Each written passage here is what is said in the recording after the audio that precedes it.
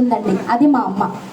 ఇక మా అమ్మ గురించి ఇంకా వివరంగా చెప్పాలంటే సర్వగుణ సంపన్నురాలు, ఇచ్ఛాశక్తి, జ్ఞానశక్తి, క్రియాశక్తి స్వరూపిణి మా అమ్మ.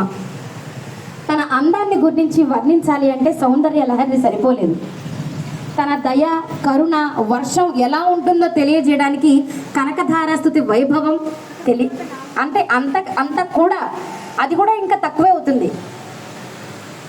మా అమ్మ గురించి ఇంకా మాట్లాడాలి అంటే సర్వ వేదములను, ఉపనిషత్తులను తన నాలుకపై నడయాడేలా చేస్తుంది సరస్వతీదేవి అయి.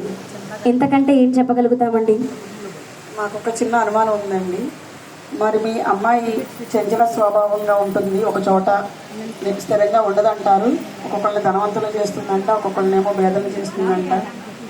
అది కూడా ఒకసారి మాకు అనుమానం తీరిస్తే. నిజంగానే మేము స్థిరంగా ఉండమండి ఒక చోట. ఎందుకు నేను ఈ మాట అంటున్నానంటే, స్థిరంగా ఉండాలని మీరు అనుకుంటే దానికి తగ్గ నియమాలు మీరు పాటించవలసిందే.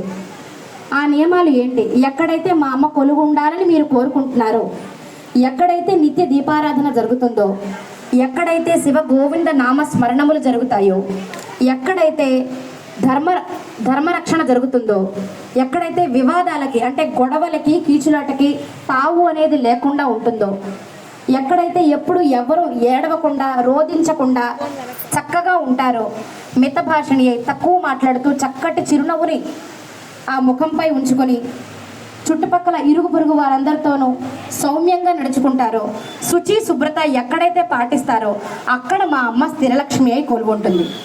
ఇక మా అమ్మాయిని స్థిరలక్ష్మిగా మీ ఇంట కొలువుంచాలని మీరు కోరుకున్నట్లయితే నేను చెప్పినటువంటి నియమాలు ఖచ్చితంగా పాటించవలసిందే. చాలా సంతోషం అండి. అందుకని మీ అమ్మాయే కావాలని వచ్చాము.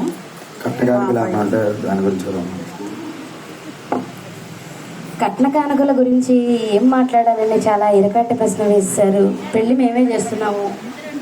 సరే, కట్నం ఏమిద్దాం మీరు చెప్పండి. సప్తగిరీశ్వరుడట, సర్వలోక సంపన్నుడట, గుణాభిరాముడట, నీలమేఘశ్యాముడట.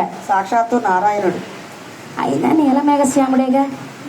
సరే, ఏమిద్దాం చెప్పండి.